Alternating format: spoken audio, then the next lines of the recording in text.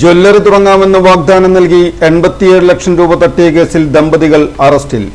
നന്മ communication branded smart phone, land phone, laptop, ടിവികൾ, വമ്പിച്ച ലോൺ മേളയും സമ്മാനങ്ങളും എക്സ്ചേഞ്ച് ഓഫറുകളും. നന്മ കമ്മ്യൂണിക്കേഷൻ, ശ്രീകാലേശ്വരിക്ക് മുൻവശവും വടക്കേനടയിലും.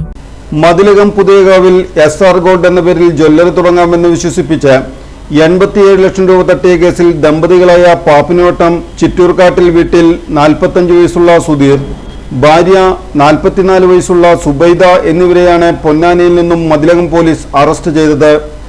3 കോടി രൂപ നിക്ഷേപിച്ചാൽ ജ്വല്ലറിയിൽ പാർട്ണറാക്കാമെന്ന വാഗ്ദാനം ചെയ്ത് പാലക്കാട് കുഴൽമന്ദം സ്വദേശിയിൽ നിന്നാണ് ഇവർ പണം തട്ടിയത്. 2025 ജൂൺ മാസത്തിന് ശേഷം പലതവണകളിലായി പരാതിക്കാരന്റെ വിവിധ ബാങ്ക് അക്കൗണ്ടിൽ നിന്നും പ്രതികളുടെ അക്കൗണ്ടിലേക്ക് 56 ലക്ഷം രൂപ ഓൺലൈനായി ട്രാൻസ്ഫർ ചെയ്യിക്കുകയും 31 ലക്ഷം രൂപ നേരിട്ട് പണമായി വാങ്ങിയിട്ടുമാണ് തട്ടിപ്പ് നടത്തിയത്.